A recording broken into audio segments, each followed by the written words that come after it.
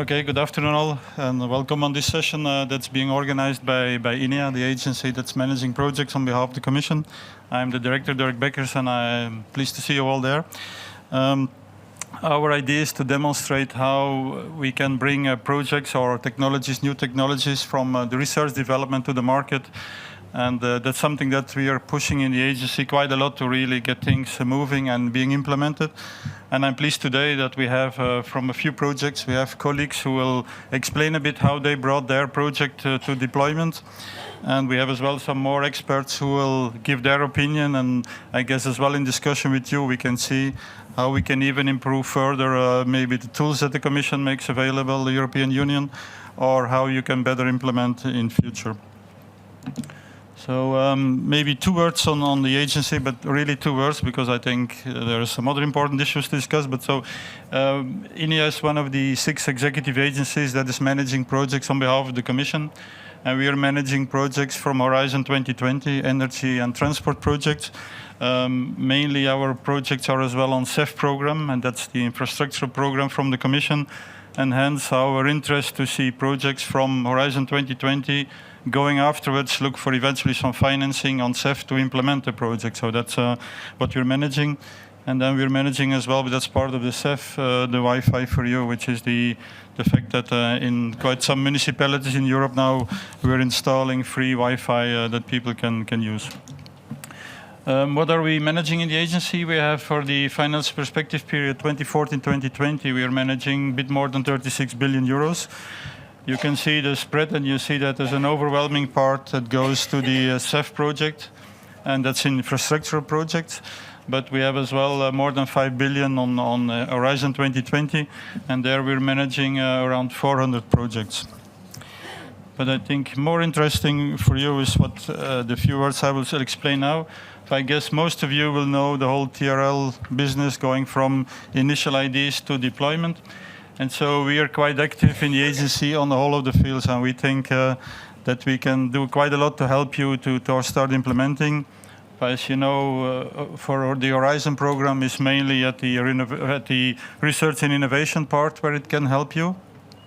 And then we have the CEF project or program where we think that you can take care of, or you can use that to go for further deployment of your project. Now this is a bit of a complicated slide, and that's unfortunately meant to be like that, but just to explain to you that in front of all these activities on from TRL 1 to 10 that the Commission has developed, or that the European Union has developed quite some financing tools to help the projects to implement them. And that goes, so you can see it goes from the early stages to final stages, and then it goes all the way through from up to TRL 10. Now, the idea is not to annoy you with this in detail, but just to tell you that there are quite some elements, and maybe you're not well aware about all the possibilities that the Commission is making available, whether it's to assist you in the early stages, but up to deployment. So I mentioned before already, there are some the research program is mainly to help you in the deployment, in the research phase, and then is the CEF program for the implementation. But not only this, so you can see that there are some advisory possibilities. You have, if you look more to the left, you have the exploitation booster, the European IPR help desk. I mean, you have a number of issues or a number of possibilities to get assistance financially or advisory. And then, of course, the main thing is the parts on grants, where we have quite some different programs that are managing grants. You have the Horizon 2020 grants, you have the CEF grants, and as far as this program is concerned, you have COSME. You can have as well financial instrument support for more developed activities already, and then you can have the private sector who can help as well in the investment.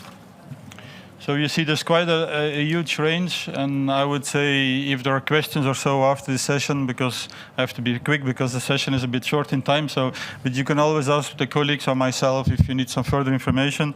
And on our website from the agency, you can find a lot of details on all of this. Now, to come to the session of today, so we'll have first a presentation of 2 successful projects, the Avenue and the Windfloat projects. where they will say what the problems they encountered to get the deployment done, how they overcame them, what were the financing means that they've been using. And then as well, we will have then the panel discussion with colleagues from, apart from the two from the project. We have a colleague or someone from the EIB, from DGNR, from Austria Tech, and then IMIS. And these people will as well give their opinion, and we can probably come to a discussion to see how we can even further improve. And that's something I'm interested in particular, to see how we can give advice to the Commission maybe on things that should be changed, be made clear, better known to you. So that's the idea of this. And to do this, I will quickly introduce the names so that we have some saving in time there as well. So we have Pierre Chevan, who is Director of the Strategic Alliance and Institutional Relationship at Navia, who will present the Avenue project. We have José Pinheiro, who's next to me here, who's from Project Director, and he will present the Windfloat project. Then we have Elsa Lopez Formero, in the middle roughly, who's from the EIB. And then from DGNR, we have Irene Don Visuto. She's the team leader on renewables and CCS in that unit in DGNR. Walter Schneider, who's from Austria Tech, and Niklas Galonske, to the right hand, who's consultant on transport and logistics on the HACON in the Ingenieurgesellschaft. But last but not least, I would say I should not forget Alan Ake, who is in our agency the responsible head of department of the Horizon 2020 department. And he will have the nice task now to moderate this session. So Alan, the floor is yours. Quick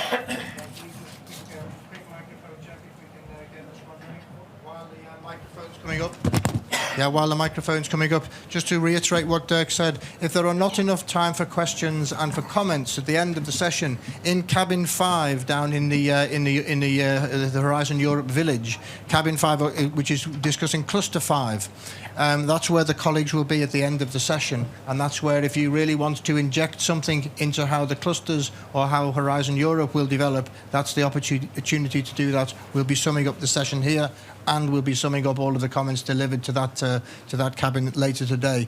But that's enough of the logistics for the session. Thank you for all the speakers for coming today, because we've invited a number of projects who we thought could really add something to this session, and a number of commentators from the sort of policy and from the member state background. And so I would take the opportunity then to hand over to Pierre Chevan, who will discuss the Navia project and the Avenue project, in fact. So the Navia, the shuttle, the Avenue project was one of the projects that used on the graph that Dirk was showing, the Horizon 2020 program for part of that for that support funding. And maybe to elaborate on your experience, then I hand the floor straight to Pierre. Well, thank you. First, I would like to thank you for inviting Navia to this session. We are more than honored and to be stated as a kind of European champion in transport. Now we have a lot of pressure to be one. The Avenue project is a kind of a champion in its kind. But we, Navia, we are not yet there. We hope to. We hope to because we are growing fast. We know that the market is there. It's on a touch of a hand. But it needs a lot of breath to face all the hurdles. Allow me to explain by showing a short video of our story, and then we'll discuss how Europe helped us for that.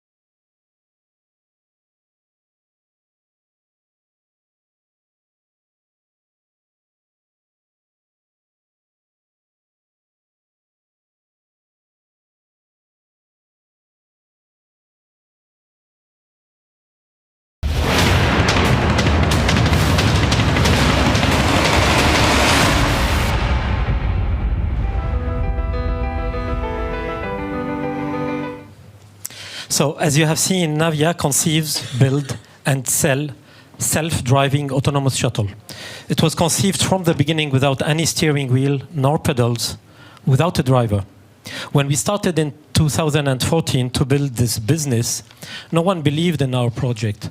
Car industry just started to face electrification challenge. So bringing a second big challenge as autonomous driving was inconceivable, especially that there is no business model, no stable technology, no regulated market, no legal framework, and not even identified clients.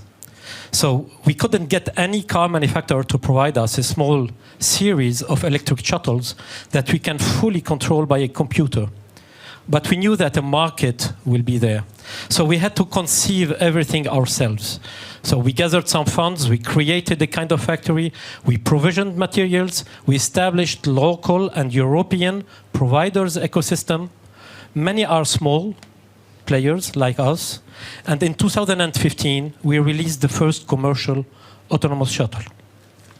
The success was there, not just for the hype, but an autonomous shuttle did fit the user, the end user needs, and do provide an answer to this increasing population in cities that is causing three major problems in transport: pollution, traffic, and space that you all know about.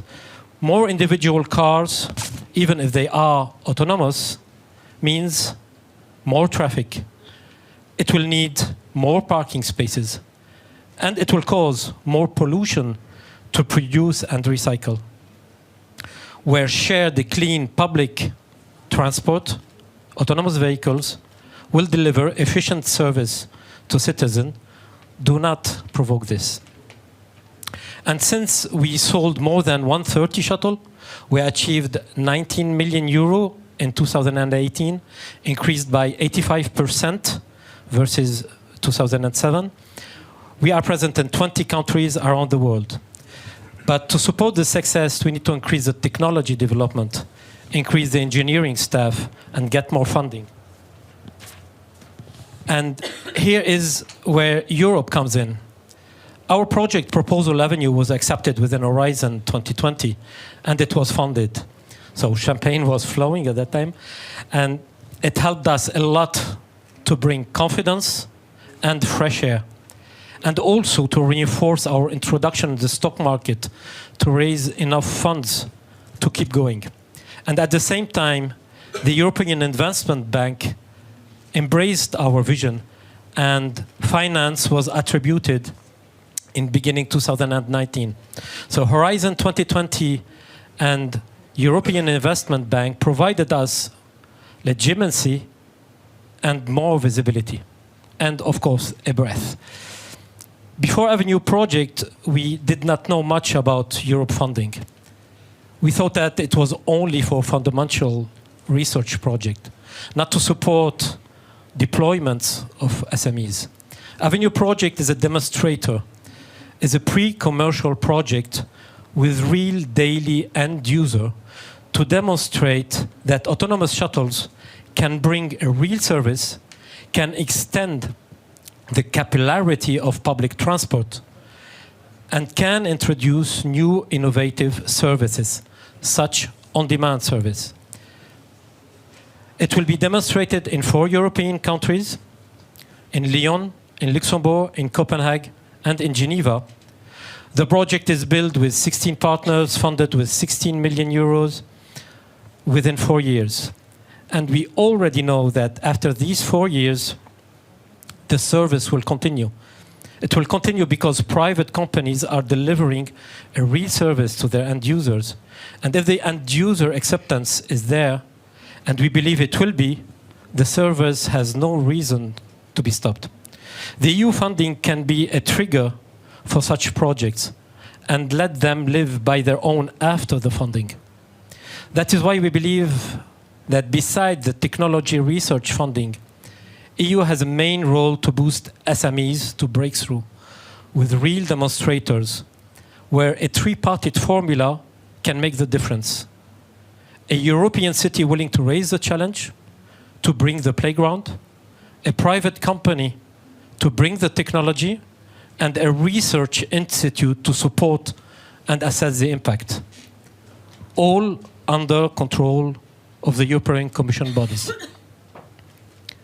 And if the end user acceptance is there, the market will be opened and SME can replicate the business. That is what we are doing in Avenue. And that's what makes Avenue unique. Thank you.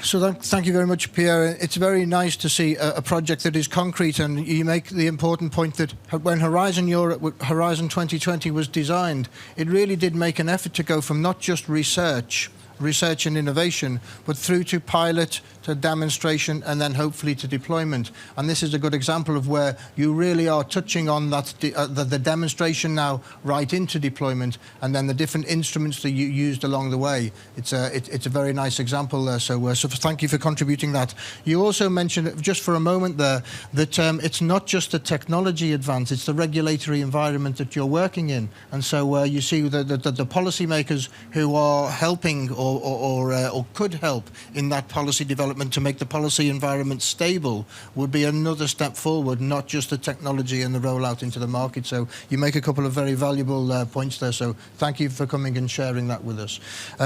If I could move away then from transport for a moment into the energy sector, because José Pinheiro is the project director of the Wind Float Atlantic project, which is another very nice project. It's a large-scale offshore floating wind project where you can see that there was a framework program supported project at the inception, and then moving up into loans from other organizations, and then into the deployment with a large amount of private sector funding. And so I think this is another good example that we'd like to hear some details from. So José, may I hand the floor to you? And Great.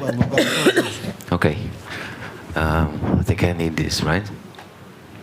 I believe.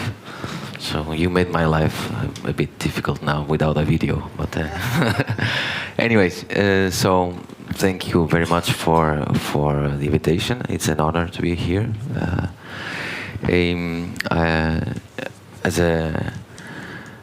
As a start, I would like just to locate all of you. Where is the project? The project is in Portugal. It's a floating offshore wind farm of 25 megawatts. So it's still a small wind farm compared to the ones that you can see in the North Sea that are fixed foundations. It's of course it's still in a pre-commercial. So, and it's everything that had to do with the permitting and licensing was done, and the project is now in construction. So a bit more details. As I told you, it's located 20 kilometers off the coast of this city, Viana do Castelo, in the north of Portugal. It's located in what we call already deep waters, 100 meters deep of water depth. Those are 3 units, as you can see, of 3 wind turbines of 8.4 megawatt each, sitting in floating platforms made of steel, a lot of steel. We have a strong financing scheme, not only from the Portugal feed-in tariff, but also from Environmental Fund of Portugal, and the ER300 program that was crucial for the project's success as well, and an EIB project finance in the value of 60 million. So the total value of investment is around 120 million, and although it's a pre-commercial project, it's made to withstand 25 years, such as a normal commercial offshore wind farm. And we hope that we come to commission and get this wind farm ready to produce electricity until the end of the year. So we had basically the first challenge. The first challenge was overcome. I can only be here because there was a prototype that has been successful. There was a first project that ran for roughly 5 years, from 2011 to end of 15. This was the only one unit, a smaller wind turbine than the one that we have today being installed. But it was very much crucial to have the FP7 behind. We got that grant and funding to kick off this technology. The other challenge, so that was the challenge of the past. The technology was proven, it worked. Everyone could see that it was efficient and it could be scaled up, and that's what we did with the current project. This WindFloat Atlantic, nearby where the other one was located, and it was crucial for us as us. When I say us, I say the shareholders of WindPlus, so EDPR, Engie, Repsol, that we could show that this technology could be bankable, and we achieved so through a project finance, as I said before, with the EIB. It's very important to mention that there was this special facility called InnovFin and Energy Demo Projects, which was backing the project finance. Now that we are going to commercial operation, hopefully at the end of the year, we will try to bring commercial banks also to leverage the financing, and it's good because we could see that also commercial banks are very interested in the technology. So this was achieved. This was the main goal of the WindFloat Atlantic project, not the technology that I said before. That was done. And the next one, it's to bring this technology to be more competitive, meaning that it not only needs to be more, the technology of the floaters, of the platforms, need to be more efficient with less steel, to be more, to be easier to fabricate, etc. But also we need to. The next step is to deploy large scale wind farms of dozens and dozens of units. I brought you some pictures. I hope that I can show them, so that you can get an idea of the dimension of this. So this is the the laser cannot point. I don't know. Well, this is the floating platform, the number one. Well, in fact, number 3, but the first unit to be fabricated, being loaded to a semi-sub vessel. This is as you can see, a very large platform, which was loaded out and then transported to the nearby installation port in Galicia. I have here a picture. I think it's quite impressive. So it's being towed from the shipyard to the installation port, and then you can see already here in this well, the wind turbine blades and the components arriving to that port. It's a very nice scenario, by the way. It's not always good weather. And then this one is actually very nice because you see both the turbine equipment and the floating platform arriving. And then we took the next step, which was the installation of the wind turbine in the floating platform from the quayside. So this looks like the end result, and it's now due to be towed to the site, to Portugal, to the coast of Portugal. This is one, and we are going to do another 3. Actually, we are moving from Lisbon, another shipyard that we have there, the other 2 in the next days. And just to end up, why is this so innovative? It's basically because it allows that we can go further away from the coast to harness the wind potential, as opposed to fixed foundations where you have a limitation in terms of installation of logistics, because there's no vessels, there's no boats. They can do that from 50, 60 meters water depth onwards. So this allows us to go further away. We also get out from the sight of the people. So I know that people don't like to see them close by their vicinities. So, and it's much more flexible, and allows us also to do the major part of the installation, which has substantial risks in terms of weather and costs, to do it from onshore. As you could see before, we could install the wind turbine from the quayside, from a normal port. Well, not a normal, but a port good enough to do this kind of logistics. So yeah, the consortium is showing this, that the technology is there. It is bankable, and we are now proving it that it can be done as we initially thought, so that the next steps are really to become a large player with multiple of these ones out there in the ocean. So thank you very much. Thank you.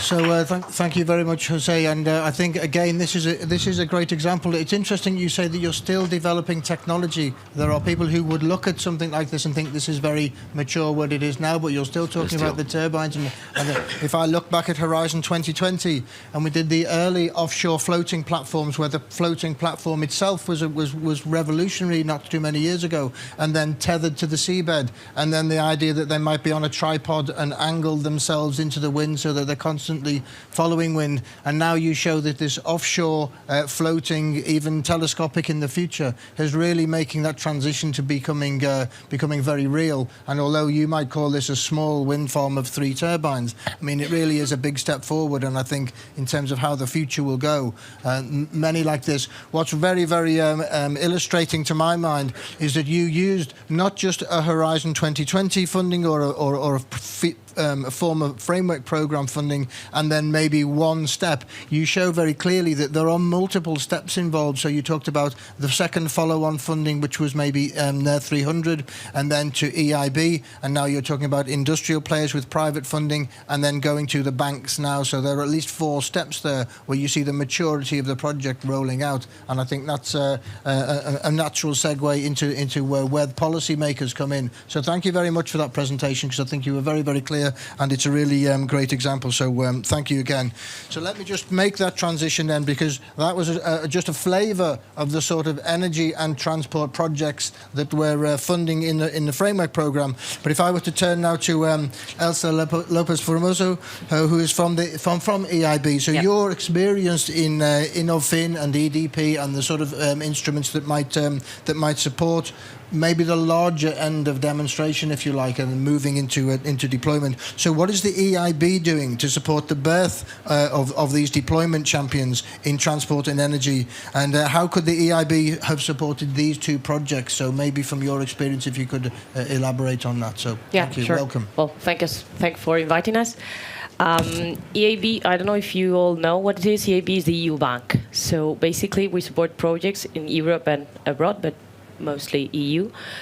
The bank is the largest multilateral financier. So when you think about World Bank, you think about IFC. We in Europe, we have a bigger bank than that. And we are trying to foster new champions in energy and infrastructure. And we're really going to make the next step also within the climate change that it's very well in the news nowadays. How we could finance these projects and what the bank is doing, we have different let's call them facilities, under the InnoFin, which is the EU for Innovators. It's a program which was developed with the European Commission. And there are different types of facilities. We have one that was the one that was happily we could finance Navia. Under that is called the European Growth Finance Facility. And it aims at helping research and development for companies basically in the pharmaceutical, medical, and IT spectrum, also into automated systems, which was the case of Navia. That is more on the research and on the IT, maybe. And then we also have the other part of the InnoFin, which is related to energy, with the energy demo projects, which we finance WindFloat under that, and some other projects. That is basically going to fill in the gap, or the idea of the line is to fill the gap between the companies that are already having some prototypes, they proved, like WindFloat, but they want to go commercial, but they are missing the gap, because in the current market, in financing. When we look at the States, they have plenty of companies, private banks, venture debt parties that can actually give those companies money so that they develop. In Europe, we're a bit behind that. So the Commission and EIB tried to step in and put in place this type of financing to help these kind of companies. So that one is also basically the demo projects. That is also where we see the most gap, and when where the bank is trying to help small and mid-sized companies, innovators, to actually get from the prototype to the commercialization stage, which is where we see that there's a lack of financing in the private sector, basically.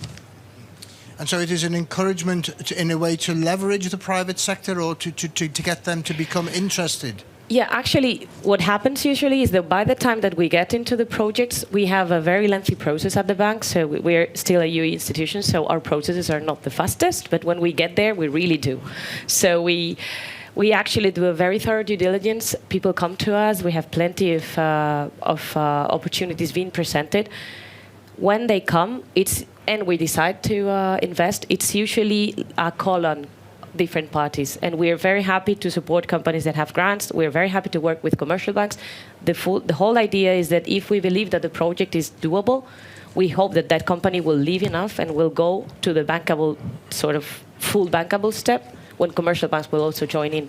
And we're seeing in some EDP projects, so in this energy demo, that commercial banks are coming alongside with us. I mean, there are some banks that are coming earlier in the process, but still, it's not the normal playground for commercial banks. This is basically for venture debt companies, for some other type of investors, which in Europe are not that plenty as in the States, for instance.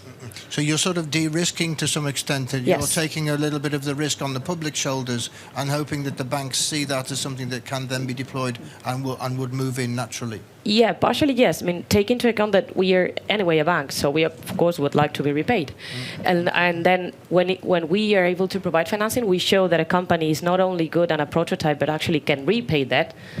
Once that we've gone through the due diligence and they are repaying and the process is working, all the financiers on the playground, they say, okay, maybe these guys are also good for us to give them financing. And that's part of what we try and do. Yeah. Especially within the infra and energy sectors, because we see now that in the infrastructure sector we have mobility, which is a big thing. There are plenty of companies in Europe innovating, putting very good ideas on the table, and sometimes it's a bit difficult to get them to the good state of actually having a stable financial. Yeah, exactly. So in a way, when you haven't quite identified where the income stream is coming from, or when you haven't quantified the income stream, then as the projects get bigger, they still need support to bridge that gap so that the income stream becomes clear. So, I mean, you raise a lot of interesting points, so thank you very, very much. Maybe I would just truncate and we move on now for the purposes of timing. But to Walter Schneider, who is from Austria Tech, who is one of the Austrian innovation agencies, who is helping to support, but not so much from the public EU side, but from the member state side. So maybe it's just I pose you a straight point-blank question, that Austria Tech is active in the field of transport, but could you tell us about a particular example or a project where you've supported something in particular to ensure or to help it make that transition into deployment, or from demo to deployment? So welcome, Walter. So, thank you. Just put your mic boom in slightly. It's better? Okay. Good afternoon from my side. Yeah, thank you for the question. Thank you for the invitation. As an agency from the Austrian Ministry of Transport, Innovation and Technology, which is a very interesting combination, we support Austrian companies and research environment to bring the mobility teams to the people and to the providers and so on. My business unit is focusing on the innovation part. And for example, we have one specific field, the sharing systems. The sharing economy is a very new business model in our mobility context, and we worked on several EU projects on the Interreg and Horizon program, and then the e-scooters occurred in our cities. And the e-scooter problem was there were companies providing services, a new kind of mobility, new kind of micro-mobility, and no one knows how to deal with the regulation, with the business model, how to organize these scooters in the cities. And we have a project out of the EU project where we developed guidelines to define what needs a city to implement such a service as a governmental regulation. So the cities have different approaches to support these companies. And now in Vienna, I think we have 7 companies providing e-scooter services. And they're standing or literally lying around in the city. And this is a kind of a problem for safety and for other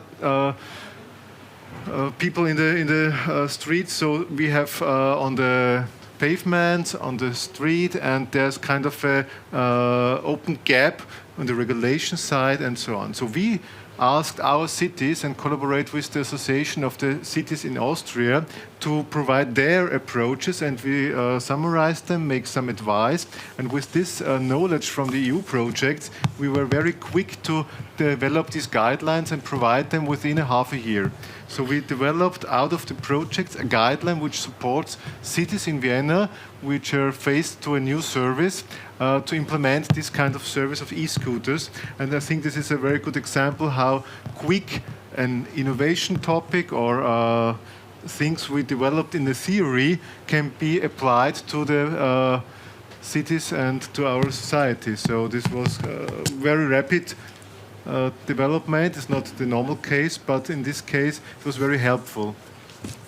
Yeah, and so what's interesting there is that in a way, from the member state perspective and looking at Vienna, you were able to gather the best practice in a way. And do you find that easy to feed it back to policymakers so that they are enriched somehow from the work that you're doing? Because you could see that somehow as being local, looking at the European scale. I think mobility problems are very local and regional problems, so we have to provide our best practice back. And we were asked from Germany and Switzerland to present our solution, and they are very interested in our solutions because city problems are more or less the same, but the regional approach is different. So we have a kind of portfolio to provide different ways of contracting, of regulations and so on. And cities in the regions can pick out their raisins, what is best fitting for their problem. So we can bring it back to the projects, we can bring it back to our EU shared members, the participants in our project. So it's kind of a very quick proof of concept we can feed back to the project. So within the runtime of the project, we have a solution. Yeah. Okay. So thank you very much for that contribution, because I think, again, you make a valuable point, which I guess we can explore in the later session. But I wanted now to move from a member state perspective to back to the sort of wider EU perspective or policy-making perspective. So Irene Bonvissuto is a policy officer at the Renewables and CCS Policy Unit in DG Energy. So welcome. And my question to you specifically was, what role does policy and regulation play in supporting innovation? And what is, second part to that question, what might the future bring in terms of new policy that could further support innovation in the field of energy? Okay, thanks for the question. And I think, probably it's trying to also reply to one of the points that was raised before. I think the role of the policymaker is actually to create a market pool for those technology and those innovations to come to the market. And that's what we believe we have done in adopting a clean energy. I mean, I'm talking from the energy side here, but actually we have adopted a clean energy for all European big package, which clearly sets ambitious target for the 2030. I mean, those targets have been negotiated with the member states and finally agreed. So for renewable energy and for energy efficiency, we do know where the market needs to be by 2030. But that means that the innovative solutions that are currently available need to get into the market. So it's a question of, creating the market pool and creating some stability from the market side for the investors to be reassured that this is going to actually have a future in there.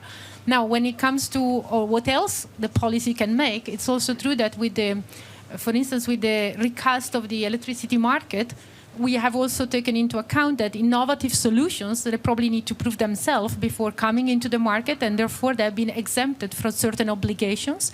For instance, the balancing of the electricity market is something where the member states can exempt small-scale installations, exactly, the demonstrations that when they are coming into line the first time, and again, innovative projects there are being treated also differently. And the same is true for priority dispatch when it comes to renewables. Again, in view of the fact that there are some innovative solutions and some small-scale demonstration, the member states have been given the permission, let's say, to give priority to those, exactly to try to create a market pool for those technologies to come to the market. Now, what the future will bring, I think, it was said before, there are a lot of discussion about what more we need to do for the climate change. There are discussions, a strong discussion about should Europe become the first continent to be emission-free climate neutral by 2050, and that actually will mean that we need even further technologies. We cannot get there with the technologies we have today, assuming we manage to negotiate new targets and even more aggressive targets very, very soon. We have, a pathway there for innovative solutions to actually be pulled into the market at rapid speed, because this definitely needed. I just want to add one comment, because indeed the regional and the member states perspective is very important. We believe cannot be the EU financing it all. It's not just the public actually financing it all. As been said, that actually there are a different portfolio of things that can de-risk the financing in a way that actually the private investors are coming forward. And this is also what we are trying to do from the policy angle. We have created opportunities, for instance, for corporate sourcing of renewables in this case, but also for having more consumer engagement, creating like energy communities or provision for energy communities and energy cooperatives. And again, in a way of stimulating also investment from the private up to the very small and, let's say, community and, small investment, because everybody needs to contribute if we want to come to the big energy transformation of the future. Okay, very, very interesting. I'm sure that will generate discussion either here or in the cabin downstairs, because when, as you say, to try to develop the environment where the innovation is going to be clean by design, some of the innovations that have been worked on in the past are not necessarily the solution. So that phase lag between how you get to something which is clean only 20 years from now means the innovation is happening right now, or maybe the innovation needs to change somehow in the close future. So you raise a number of points there. But just before, instead of dwelling on that and reopening the discussion, let me come to Nicholas Galonsky, because you've been from the HICON organisation, where you've done this EMIS project. And I think that the EMIS project, looking at multimodal innovative solutions, was touching on logistics, and there was some experience that maybe you could bring there. So let me just pose you a point-blank question. So what did this project that you were looking at, what did it conclude in terms of conditions for innovation uptake in the logistics sector? Okay, good afternoon from my side. Thank you for being here. Maybe some words for the EMIS project. Thank you for the introduction. It focuses on opportunities for the implementation of innovations in multimodal hubs for freight and logistics, which are, of course, an important part of the of an integrated transport system. In this project, we in this pilot action, 2 years project for DG Move, we worked for 3 pilot hubs, with the main hub Antwerp, with the Verona Quadrant Europa, and the private terminal in the Hamm area. The main goal was to together with them to find opportunities for innovations and set up implementation plans. I think with this project we had focused on a very small part of the logistics chain, of course, which is not representative for logistics altogether. But we think that there are good insights in the needs and the opportunities in multimodal hubs and terminals, and also specifically in the rail freight sector. What we found out in the work with the pilot hubs is, first of all, if they look for solutions, these solutions must be, there are a settled framework in existing systems, and they are not looking from the scratch. So they need to look on the running of their sites, and if they look for solutions, they must immediately work to improve their challenges or to answer their challenges, and they must immediately work. So the benefits must be really clear. And if a solution, and at the end, it's also a question of costs. And if the assessment shows that the innovation is not the most profitable and working solution, then of course they opt for conventional technology, state of the art, what you can get. Second thing with the hubs is that the knowledge on real innovations is limited. We have, in this project, we looked on different information tools and databases, and in fact, also the visibility of real innovations, research for these specific needs were difficult. So the number of solutions that we found that could be implemented was limited. And the third point is that all these hubs, and I think they are maybe representative also for other hubs, is that they are all interested in innovation, and they see innovation as an important element to answer future challenges. But in the end, the problem is that their activities in research and innovation projects is not linked with investment planning. So, and then we have investigated that there are parallel activities, that lots of these companies are involved in research projects, but they start not early enough really to look in or to link this with the investment planning. And as a result, we think that the speed of implementing innovations in this area is moderate, to say so. However, we are that does not say that logistics itself is the entire sector is slow. There are other activities, other areas where we see innovation, but for this specific area in the EMIS project, we have to admit that it's different from these best case projects that we learned here, that the link is not, so the speed is not that fast. I mean, I think one of the reasons for including logistics is because it is well known as being quite a fragmented sector, fragmented industry, and although the two examples that were given also are in a large, you could say, fragmented industries that are multiple renewables and multiple modes of transport, that logistics is one of the specific difficulties, I think. I think that for finding innovations that will last.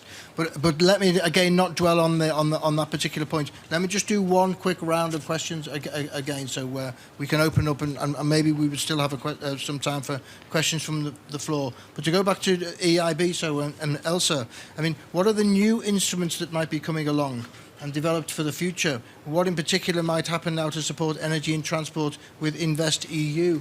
Might something new come along to materialise?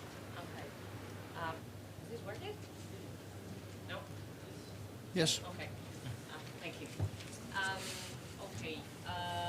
As of now, we have just launched in June with the Commission, and now it's working. Okay, with the Commission under the Connecting Europe facility, a new line that's called Future Mobility, which is targeting. The motto is cleaner, safer, and smarter mobility for decarbonization of transport. So basically the idea of this line is try and finance companies that are developing deployment solutions. We're a bit farther away from the research innovation. We're more focusing now into the deployment of cleaner solutions of transports. That might be electric chargers, that might be something going with the freight. We're really trying to look for freight or transportation companies in the logistics looking to do that. But it's a bit of a difficulty. I agree. It's a bit harder. Could it be road to rail transportation, which is also a key point of attention. So this line is going to be, it's available right now. So any company, SME hub that is interested in applying for financing under this facility can do it right now. It's a very wide one, unless all that we have put in place before the eligibility, which is basically the things you have to comply with in order to ask money from the European Investment Bank, are quite wide, so that we can serve as many clients and as many companies as possible throughout the EU. This is EU-based. Of course, all the facilities such as the European Growth Finance Facility the bank provided for Navia, or the energy demo projects that the bank also provided for Windfloat, those are still available, will be available until the end of 2020, and then InvestEU will come.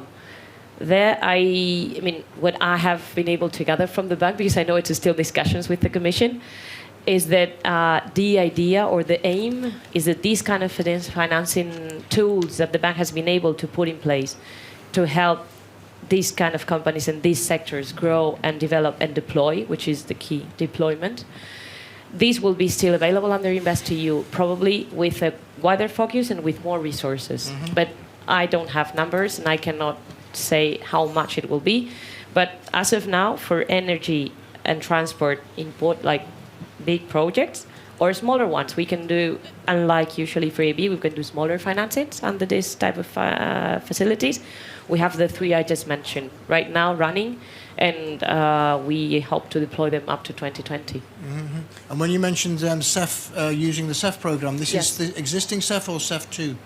Is the CEF debt instrument, which was signed in June. So it's from June that we actually can deploy the financing. We actually have, the bank has already financed one company in France, as SME, which recycles fuel from vessels. So it's a very nice facility, I might say, and it's available for any company trying to. But it's also interesting to see that it's not just technology that keeps developing. The different instruments are Yes. constantly developing, and I think going back to the graph that Dirk showed at the beginning, it's already quite a, I would say, cluttered environment there. There are lots of advisory points that you could go to, or lots of points where you can get funding, and I see that there's a possibility that that might become more complex. So it's, I think somebody in the EIC session earlier called it the jungle of funding opportunities. It's not the starvation of funding opportunities, it's finding your way into those funding opportunities. Yes, that's quite there. But it's very, very, very interesting that you're following the load and following the demand. So that's extremely useful. Let me come to Walter then to come back to the member state perspective. I mean, how do you see that things that might be developing in the future complement the support that's offered by the EU? How can then, at the national level, you complement the support from the EU? And how would you cooperate with similar organisations from member states on market uptake in innovation? So do you reach out to other member states to try to cluster and grow? Yes, there are different levels of cooperation. So on the first point, we are supporting the Austrian Federal Ministry, which is in mission boards and in other groups and associations representing Austria to the EU. So we give them some strategic papers, we develop programs and other informations for them to present our topics, mobility and other topics, for example energy and so on, to the boards in the EU. For example, our CEO is part of the mission board, so we have kind of a representative there. We are collaborating with other companies in the EU by developing standards and regulations, for example, on the CITS, which is a standard in the transport engineering, if you know. So we have different levels of supporting. What we do is an innovation system for Austria to produce a kind of intervention logic for Austrian companies to be fit for the EU. So preparing knowledge, cooperation within the national level to prepare topics and then bring them to the EU level. So we have a kind of first stage is in Austria to support an upcoming topic to be fit for the EU, and then if this is a critical mass, we can provide as a partner in a new project, we try to bring them together for matchmaking. We have a hybrid position in this case. We are preparing, evaluating, monitoring, and on the other hand, we are ourselves partners in EU projects, which brings us a little bit of knowledge, how it works, how it runs, where are the difficulties, and what is necessary to be in an EU project as a valuable partner. So we have this hybrid position, but we learn a lot of the new topics and bring them back to the national level. And this is very relevant if we design our work programs on a national level for funding schemes to define, for example, living labs is the topic we are dealing with. Living lab is a problem, not from the technology perspective, but from the law perspective, how to deal with ethic questions and so on and so on. And we try to prepare the ground for the infrastructure companies, the research companies and so on in Austria to be part in these large-scale projects. So this is one of our roles. Yes. So staying on that theme then of how things are developing then, if I could come to Irene again, because this project Windfloat that we saw was a very nice example for energy generation, but those projects strongly depend on the deployment of new energy infrastructure and grids. The renewables is one element, but the development of the grids being another. So how is the European Commission active in that particular field? I think indeed, I mean, we mentioned CEF, Connective Europe Facility, a number of times, and in particular the new Connective Europe Facility, which is going to start in 2021. First of all, it's been recognized that there is a big need of indeed looking at the full Europe and really planning the infrastructure of tomorrow. I mean, really, if we need to come to the long-term strategy, we need to think now what is that infrastructure need, because the lead time to build it is quite long, and we don't want to be locked into also some technological choices today. But to start indeed investing even more in that common developed infrastructure, the envelope, or I mean, for the time being, is a bracket amount because it's still not gone to the final approval through the co-legislator. But the Connective Europe Facility 2.0 in this case is going to have indeed even much more budget available. It will still have an energy envelope, it still will have a transport and a digital envelope in there, but we'll also recognize under the energy the importance of having cross-border investment. And I think it's a bit what has been said also in terms of, putting the member states together and having the member states working together, because indeed sometimes might be helpful to be, could be more, let's say, successful to build a project like Windfloat out of the coast of Portugal, or in a place where indeed the resource is much better, but serving also to the electricity needs, or like at least accounting for the renewable electricity contribution of another country.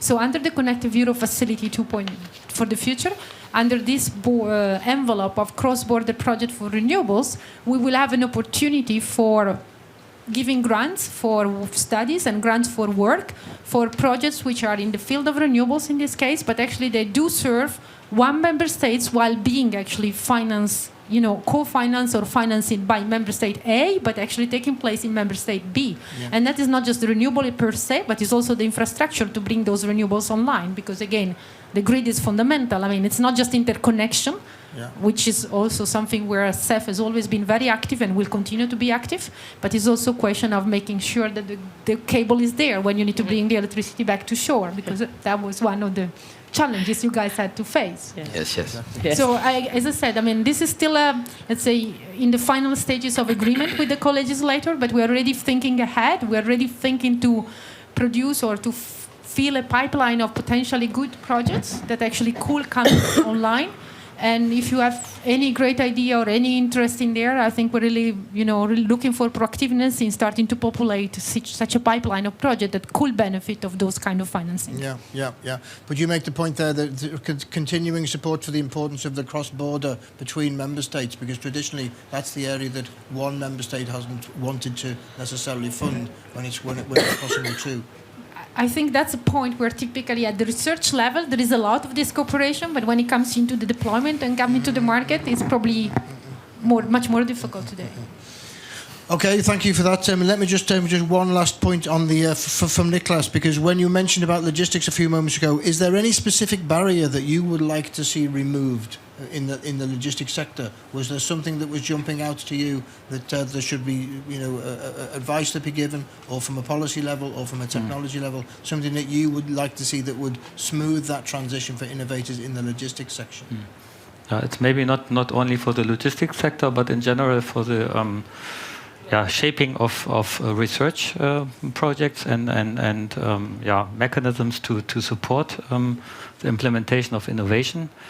I think we have learned some examples today, best practices, which are very much in line with the findings and the recommendations drafted for this project. I would like to pick out three topics here.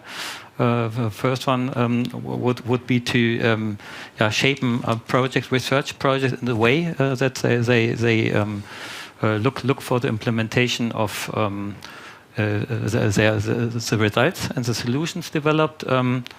We think generally it's good that entrepreneurship is somehow implemented in research projects also. So we see if there's a good team and engage people that look beyond the research project period, then we have the success stories then learned today. So our suggestion would be that each research project which aims at a specific solution must have a business plan at the proposal stage already, which is then updated at the end of the project. We also think that the constellation of the team must be focused on the real targets of the project, so that each partner has a real contribution to a specific goal, that such things can also be integrated in the proposal phase. Secondly, we think that the knowledge on the results and solutions developed in research projects must be improved. In the previous question, I mentioned the TRIMAS database or the databases that are there. So we think there are some much improvements possible at the moment. There's a lot of information regarding the project, but there is only limited information on the real solution. So we think this needs to be improved, that there is also a solution focus there, and that the solutions and the project are linked with each other, so that there's a better understanding on what is available in the market. And second suggestion here is to set up a kind of marketplace where such success stories can be highlighted, and as a single entrance point also giving opportunities on these funding opportunities. So we think that there are lots of programs available already. I think it's also not a question of more money. It's just a way how to use this and how to set up at the different stages. So we think for EU research money, it stops at a certain point, but also the phase bringing it to a market and implementing it is an important issue, and this cannot be done only by research, but with instruments which are mostly already available. But we think a good overview also on national and regional activities, in the sense on innovation accelerator programs, etc., is a good point. I think we covered a wide spectrum there. So thank you for that insight from the logistics sector. But what we've looked at here in terms of transport, is this on? When we looked at transport, we've looked at energy, we looked from the policy side. And so just before handing to my colleague from DG Klima, Adrien Michel, let me just ask the two projects who spoke at the very beginning whether you've taken anything away from this particular session. Is there anything that you've seen that you would like to have seen more of, that would have helped you along the way, or anything that you heard that you liked the sound of that you would for sure like to hear developed? So Pierre, maybe you would go first. Well, for me, there are 2 points I could highlight. Well, the first one is the legal framework. Well, in Europe, what we are facing today for a vehicle, we need to homologate a vehicle in each country, and that's a process between 3, 6, 9 months. And per today in Denmark, for example, it's taking more than 1 year to homologate a market, to put it on the road. Also, the finance is there, everything is there, the client is there. So I know the EU is working on a legal framework, putting in place policies, so we can homologate a vehicle and it can circulate all around in Europe. So this regulation framework is a really interesting part that EU can work on. The second one, I heard a lot of words like implementation, going to demonstrations, having the technology not stopped at technology phase, but demonstrated with switch finance, how to use the money exactly. So for this, just to give you one or a couple of figures, Uber in our market, Uber is spending $1 billion in 2018 for AVs only. Cruise will spend $1 billion in 2019. We know that EU is not requesting this from EU, of course, but what we think that the money that we have in EU and funding can be also managed to put more demonstrators on the road to finance this transition from technology to real demonstration and SMEs, and show how the technology can be sustainable and can go to the market. I heard also that talking about large-scale projects, so maybe having large-scale projects when we show these technologies, the impact of these technology, putting only one turbine, well, we know a small impact, but putting many of them in a single place in a city that was willing to be the playground, well, it shows directly the impact and the assessment of this. Okay, thank you very much for that summary. Last word from the panel, José, is there something that you would have liked to have seen or that you've heard there that's particularly interesting to you? Well, understanding that the programs will still exist and there will be more programs. EIB will be there and is now and bridging the gap, definitely, with this kind of technology that is not there yet in terms of commercial, large scale. In that sense, nothing new is good news. Good news that, yeah. But what we have faced in the past as a project and as a company was more the non-articulation between because at the end of the day, the wind float technology and the wind float Atlantic project, there were two kind of fundings, two pillars, right? One is technology, and the other one was decarbonization and ER 300, etc. Right? So, but then both would eventually could clash, and it would clash, and have clashed with regulation, with non-existent legislation to offshore energy projects in Portugal in specific. Eventually, if we have done this project in Germany, it was already running. Why could we already running? As an example, I'm not just. Don't take me wrong. I'm not just criticizing my home country, but the fact is that there must be a. If the policymakers are through a gigantic pool of competitors, award funds to specific projects or technologies or both, then the state members should look at those projects as really as special projects. So to care about those, funding. To care actually about those, because we have. I don't call ourselves champions. I call us the survivors, because we were about to die many times, just because of a last minute permit. Otherwise, we would lose the 3 million euros from NER 300 or something else, and that became quite stressful. It even took us to a point of losing shareholders. But I take your point there, and just with one eye on the watch, I take that point that the seamless moving from one funding element to another could be more elegant, or could be the guidance could be clearer, so that you're not left in that last minute moment where the funding might disappear. So, I mean, I think there were many points there that were raised. I think this was a very fruitful session, and thank you to Gabrielle and the agency for putting it together, because the examples that were shown, and I think that from the policymakers' side, some of the elements of supporting projects to make that transition from demonstration to deployment were really elaborated here. So, final word, I perhaps ask, in terms of summarising some elements that were said in the session, I would ask a colleague from DG Klima to Adrien Michel to just make a few final points, and then given the timing, I think we will have to close the session without any questions from the floor. But if you do have another example of a project that's made that transition, please do come down to cabin 5 to ensure that those details are given over, because this is all about creating Horizon Europe and taking the input from the floor. So, Adrian, would you like to try and summarise the many points that were made?